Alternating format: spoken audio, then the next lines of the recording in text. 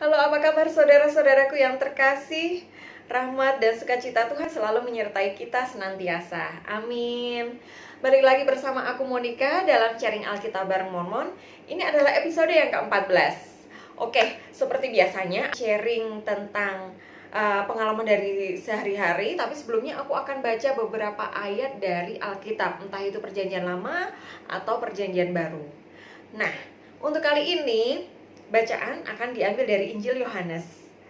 Untuk itu daripada lama-lama, daripada penasaran ayatnya tentang apa, yuk langsung baca aja dari Injil Yohanes. Injil Yohanes bab 12 ayat 44 sampai dengan 50. Tetapi Yesus berseru, katanya, "Barang siapa percaya kepadaku, ia bukan percaya kepadaku, tetapi kepada Dia yang telah mengutus aku. Dan barang siapa melihat aku, ia melihat Dia yang telah mengutus aku. Aku telah datang ke dalam dunia sebagai terang, supaya setiap orang yang percaya kepadaku jangan tinggal di dalam kegelapan. Dan jikalau seorang mendengar perkataanku tetapi tidak melakukannya, aku tidak menjadi hakimnya. Sebab aku datang bukan untuk menghakimi dunia, melainkan untuk menyelamatkannya. Barang siapa menolak aku dan tidak menerima perkataanku, ia sudah ada hakimnya, yaitu firman yang telah kukatakan.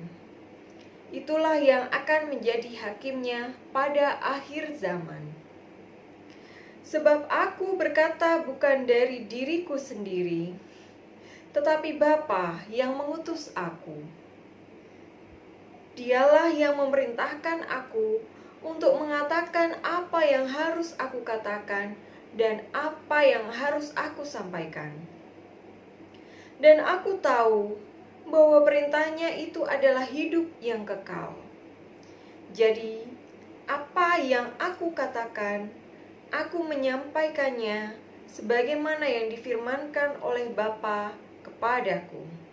Demikianlah sabda Tuhan. Syukur kepada Allah. Nah, dalam ayat ini Yesus menyatakan tentang siapakah dirinya.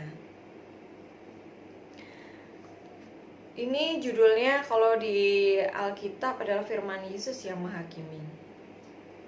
Yesus sendiri kita kenal sebagai juru selamat. Kita mungkin pernah berpikir, nanti waktu kita sudah meninggal, kita masuk surga apa neraka ya? Terus penilaian kita bisa masuk surga apa neraka itu dari mana ya? Pernah nggak kalian berpikir seperti itu? Dalam hal ini dikatakan Yesus mengatakan bahwa Yesus ini bukanlah hakim. Dia bukan datang ke dunia sebagai hakim, tetapi sebagai seorang juru selamat. Yesus mengatakan dia adalah juru selamat. Barang siapa percaya kepada Yesus, dia juga akan percaya pada Tuhan pencipta alam semesta jagat raya ini. Dan di sini dikatakan bahwa Yesus adalah terang dunia, agar setiap orang yang percaya tidak memiliki kegelapan di dalam hidupnya. Kegelapan itu apa sih? Dalam hidup kita mungkin kita sering bingung.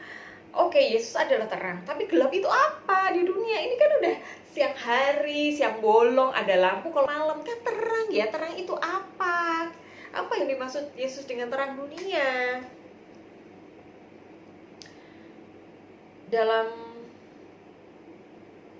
Dalam kitab suci dikatakan Yesus adalah terang dunia. Terang dunia itu adalah jalan Tuhan. Yesus mengatakan aku adalah jalan, kebenaran, dan hidup. Singkatnya gini aja deh, daripada agak pusing ya memahami terang dunia itu seperti apa. Hidup ini adalah sebuah perjalanan. Kita menuju kemana saat kita mati? Kita menuju ke alam baka, dan itu bisa berarti surga atau neraka. Nah, saat berjalan, kita melalui perjalanan hidup ini, itu kita mau kemana? Kita sama siapa? Kita dari mana? Mungkin ada beberapa dari kita yang menanyakan tujuan hidup kita tuh apa. Kita itu pertama, kita itu dari mana? Kita ini ngapain? Terus nanti kalau udah habis hidup, kita ngapain gitu. Yesus mengatakan bahwa dia adalah terang dunia. Kita, untuk menjawab 3 pertanyaan ini, yang pertama adalah kita berasal dari Allah. Kita berasal dari roh Allah. Allah itu, kalau misalnya kita doa, itu di dalam nama Bapa, Putra, dan Roh Kudus. Bapa adalah Tuhan kita pencipta alam semesta yang bertahta di kerajaan surga. Putra adalah Yesus Kristus. Dan Roh Kudus itu adalah roh Allah. Kita ini hidup berasal dari roh Allah. Karena roh Allah lah kita mendapatkan berkah kehidupan. Kita berasal, jadi pertanyaan pertama adalah kita berasal dari rohnya Tuhan. Terus yang kedua, kita jalan bersama siapa? Kita jalan bersama Tuhan. Karena apa? Dia yang menciptakan kita. Rancangan kita berjalan dalam rancangan Tuhan, bukan rancangan kita sendiri. Kita tidak bisa memilih, misalnya waktu aku lahir aku mau milih orang tua itu, orang tua itu kebetulan lagi tajir gitu. Atau kebetulan cakep-cakep nih bapak ibunya, aku mau lahir di situ. Enggak bisa, kita nggak bisa milih kayak gitu. Kita mungkin memiliki keputusan-keputusan dalam hidup. Tapi kadang-kala pernah nggak kalian ngerasain gini? Aku tuh sebenarnya nih untuk urusan jodoh aja ya, contohnya. Aku tuh pengen punya jodoh itu yang tajir, baik, ganteng, atau cantik, terus rajin ibadah, terus pokoknya perfect deh, pokoknya cocok meong lah sama aku. Tapi nyataannya jodoh kita kadang-kadang orang yang bertolak belakang dengan kita. Kadang-kadang suka berselisih paham. Mungkin dia tajir dan baik, tapi dia nggak begitu pinter, atau dia sebenarnya nggak ganteng-ganteng amat, nggak cantik-cantik amat, tapi itu jadi jodoh kita. Kadang apa yang kita inginkan itu yang kita dapatkan tidak sesuai. Tapi Tuhan tahu yang terbaik bagi kita. Karena apa? Karena Tuhan punya rancangannya sendiri. Dan rancangannya itu membawa keselamatan dan kehidupan yang kekal. Makanya kita jalan sama siapa? Untuk menjawab pertanyaan kedua, jalan bersama Tuhan. Kita ikut rancangan Tuhan dalam hidup ini. Terus yang ketiga, kita tujuan hidup apa? Tujuan hidup mungkin kalau pemikiran manusia, ya udah dewasa, cari kerja, cari pasangan, berkeluarga lah ya, punya anak, punya mobil, punya rumah. Aduh, amin puji Tuhan kalau tajir wir-wir. Jadi gak pernah sengsara seumur hidup. Pemikiran kita mungkin banyak yang seperti itu. Tapi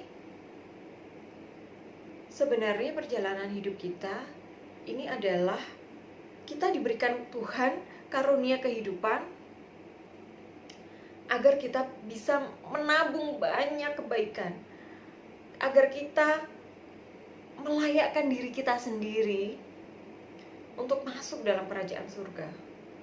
Karena perjalanan hidup ini cuma sementara, saudara. Kenapa aku bisa bilang sementara? Gini, umur manusia kita nggak ada yang tahu ya. Mungkin saat bayi ada yang juga yang meninggal saat dilahirkan, atau meninggal saat dalam kandungan.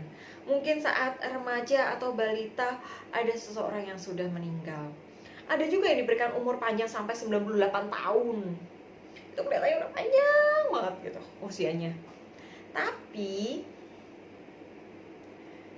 kita bisa menghitung umur manusia, tapi hidup bersama Tuhan di surga itu untuk selama-lamanya. Selama-lamanya.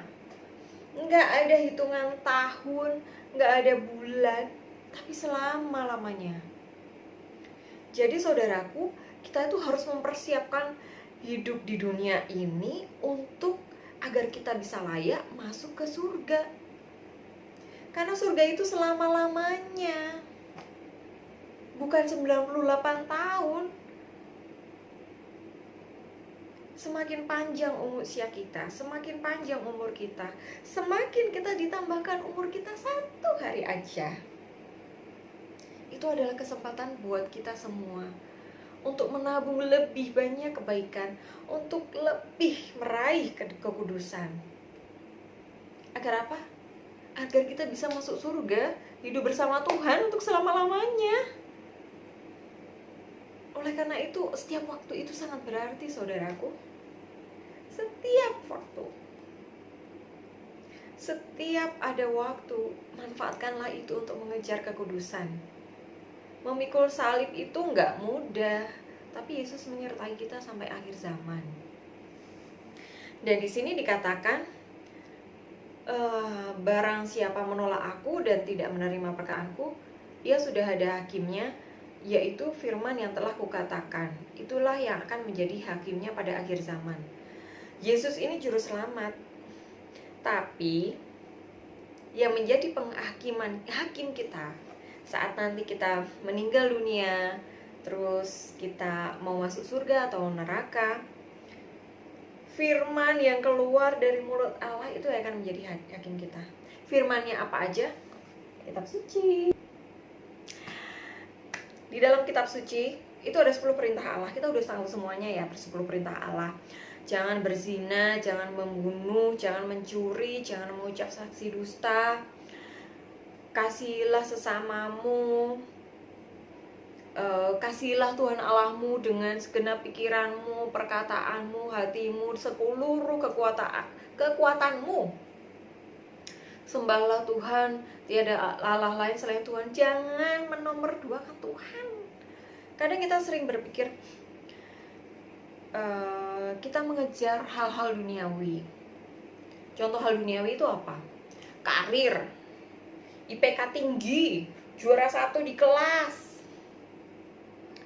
Jadi orang kayak tajir uir-uir, kalau punya bisnis, usaha, pendapatannya ya pokoknya nggak cuma miliar, kalau bisa triliun lah per bulan ya. Kita terlalu fokus mengejar itu semua kadang-kadang. Apakah itu mengejar itu semua jelek? Enggak saudaraku. Tapi Tuhan tidak mau dinomorduakan.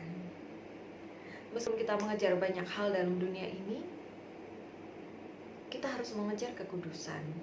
Kita harus mengejar hidup bersama dengan Tuhan. Kita harus menomorsatukan Tuhan di dalam segala sesuatunya.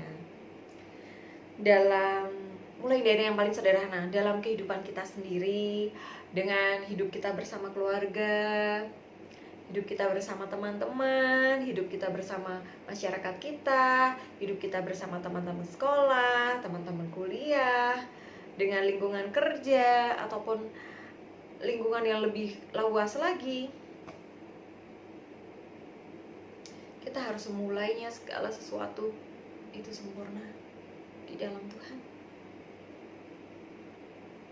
Gak mudah memang, tapi dengan memeguh dengan firman yang ada di dalam kitab suci, ya kita akan hidup bersama Tuhan, kita akan hidup benar bersama Tuhan. Saat kita berada di keluarga, kita menempatkan posisi sebagai anggota keluarga yang baik. Di lingkungan pertemanan, kita menjadi teman yang baik. Di lingkungan masyarakat, kita menjadi anggota masyarakat yang baik. Di lingkungan kerja, kita menjadi lingkungan kerja yang baik. Dan kita misalnya ya, bisa mendapatkan kesempatan menjadi seorang pemimpin, kita menjadi pemimpin yang baik, pemimpin yang melayani. Semua ada di dalam firman Tuhan. Kita tinggal baca aja kok setiap hari. Agar apa? Agar kita tahu firman Tuhan itu apa. Agar jangan sampai, saudaraku, jangan sampai kita terlena oleh kesenangan duniawi sampai kita melupakan firman Tuhan. Padahal firman Tuhan ini jadi hakim kita nanti saat kita udah meninggal. Yesus sendiri mengatakan bahwa firman-Nya itu berasal dari Bapa yang mengutus Yesus. Bapa yang di surga memerintahkan Yesus untuk mengatakan apa yang harus Yesus katakan. Dan jalan terang itu apa? Jalan sesuai dengan firman Tuhan. Mungkin dalam pergumulan kita sering mengalami kebingungan, memiliki banyak keinginan, pilihan hidup. Kita nggak tahu apa yang harus kita lakukan terlebih dulu. Kadang juga kita didera masalah yang sangat berat, misalnya dalam kondisi kayak gini, mungkin yang buat orang-orang yang terkena PHK,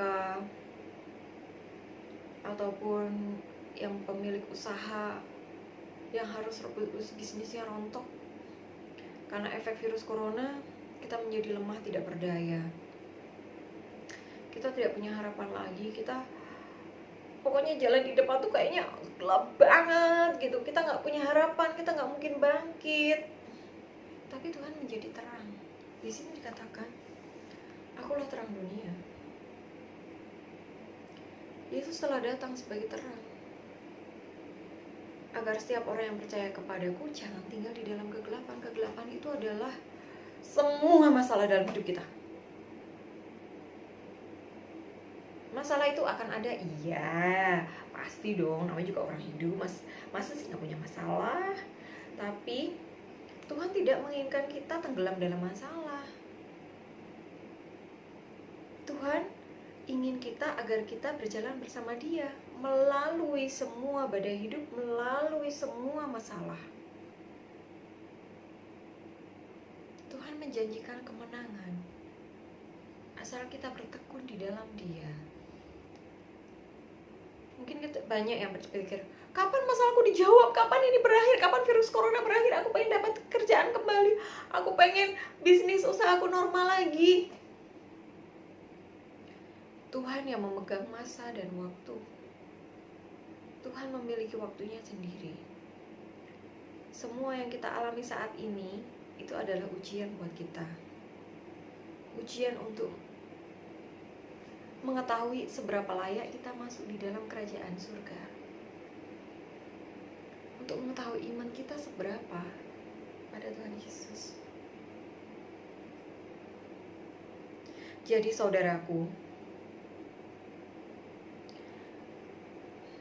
meskipun kondisi ini tidak mudah ya buat semua orang, tapi Yesus mengatakan, barang siapa percaya kepadaku, ia akan percaya pada yang mengutus aku, yaitu Bapa Maha Pencipta sendiri. Jadi gak perlu ragu untuk yakin sama Yesus. Gak perlu ragu Yesus itu siapa. Karena segala sesuatu yang ada di dalam Yesus itu berasal dari Bapa Pencipta alam semesta jagat raya. Betapa dahsyat ya, menciptakan alam semesta jagat raya gitu loh. Mungkin kita kadang-kadang menemukan buku atau menemukan film atau menemukan aliran tertentu yang mengandalkan bahwa jika kau menginginkan sesuatu, alam semesta akan mendukungmu. Tapi ingat, jika kau menginginkan sesuatu, alam semesta akan mendukungmu. Tapi kadang apa yang kita inginkan tidak selalu kita dapatkan persis sama. Karena apa? Banyak orang lupa, ada yang lebih berkuasa daripada alam semesta, yaitu Maha Pencipta. Kenapa kita mengandalkan alam semesta? Jika kita punya akses yang langsung kepada Maha Penguasa alam jagat raya, kenapa hanya percaya pada alam semesta aja? Kenapa nggak kita percaya pada pencipta seluruh jagat raya ini? Padahal cara mengakses, menghubungi pencipta kita itu gampang banget. Masuk ke dalam pintu, buang semua pikiran, siapkan hati untuk berdoa. Kita ucapkan, Bapa yang di surga. Sedekat itu saudaraku, sedekat itu menghubungi Tuhan. Kita nggak perlu ngetik WA, nggak perlu mencet-mencet buat nelpon. Kita cuma perlu ngomong aja, Bapa yang di surga, Bapa yang di surga. Mudah sekali, gampang sekali. Tapi kadang kita males, itu dari setan. Kadang kita kelelahan, itu dari setan. Kadang kita ngerasa, itu gak penting, gue bisa ngidupin diri gue. Oh ya, masa sih saat kamu dilanda masalah, kamu larinya ke siapa? Jangan melupakan Tuhan, saudaraku. Menghubungi Tuhan itu gampang banget gitu. Kalau kita mau hidup dalam terang, kita mohon karunia Tuhan, itu gampang banget, saudaraku. Dan doa itu jawab pada waktunya Tuhan. Pada waktunya Tuhan, saudaraku. Jadi buat apa kita ragu lagi? Ngapain kita ragu buat berdoa? Kebanyakan kita tuh nggak berdoa karena apa? Pertama males, kedua nggak ngerasa penting, yang ketiga itu aduh gue sibuk banget, yang keempat itu ntar dikira sok suci, yang kelima itu mungkin banyak alasan ya, nggak mau aja. Aku nggak mau aja berdoa. Padahal ya ampun, doa itu gampang banget. Kita bisa langsung ngobrol, ya Tuhan, ya Bapa, Allah Maha Kuasa, Maha Pencipta, Maha Rahim, Maha Pengasih, Maha Pengampun. Segampang itu, saudaraku, berdoa. Kita harus memiliki Tuhan agar kita memiliki terang di dalam hidup kita. Jangan sampai kita terlalu lama bergumul dalam masalah dan melupakan Tuhan. Semua masalah itu pasti ada, tapi Tuhan juga datang untuk berperang, untuk membawa kita pada kemenangan, melampaui segala masalah yang ada di dalam hidup kita. Jadi, jangan lupa mengandalkan Tuhan, saudaraku. Berdoa, itu mudah sekali. Mudah sekali. Gampang banget. Jangan lupakan doa, saudaraku. Bahkan untuk hal yang sederhana sekalipun. Sederhana sekalipun, misalnya mau makan cemilan. Siapa tahu cemilannya udah expired, kita nggak tahu kan. Mau minum, siapa tahu minumnya ternyata udah tercemar, entah apa itu karena kita tinggal kemana, kan kita nggak tahu kan. Sesederhana itu makan permen pun harus didoakan. Terus kalian bilang, mosok gitu. Ya, kita nggak tahu permen itu pas pembuatan di pabrik tiba-tiba ada kecoa lewat, kan nggak tahu ya. Kan kita nggak tahu soal itu. Selain berdoa, jangan lupa saudaraku, kita baca firman Tuhan. Aduh, terus sebagainya ya udah, aduh mas banget sih, aku kan gak sesuci itu, aku masih banyak dosa. Mungkin banyak yang bilang gitu ya. Tapi ingat saudaraku, firman Tuhan itu akan menjadi hakim kita saat akhir zaman nanti, saat akhir hidup kita nanti. Gimana kita bisa tahu kita hidup benar apa enggak kalau kita nggak baca firman? Dan baca firman itu gampang banget, ya ampun itu gampang banget baca firman. Cuma alasannya apa? Ya itu tadi, selain aku gak mau terlalu sok suci, aku gak mau terlalu dekat sama Tuhan, aku tidak sesuci itu, aku kan banyak dosa, aduh malas banget baca firman, ya ampun susah banget, aduh, dan lain banyak hal alasannya. Tapi baca firman tuh gampang banget, saudaraku. Ya ampun, kalian tinggal buka kitab suci aja, sesuai kehendak hati kalian, sesuai dorongan hati kalian. Aduh, bacaannya panjang, aku gak mau. Saudaraku, tidak harus ayat yang panjang-panjang. Kadang dalam satu hari kita dibimbing hanya untuk baca 1, 2, 3 ayat aja. Dan itu gak sampai 5 menit. Gak sampai 5 menit. Baca 3 ayat. Misalkan nih, tetapi Yesus berseru katanya, barang siapa percaya kepadaku, ia bukan percaya kepadaku, tetapi kepada Dia yang telah mengutus aku.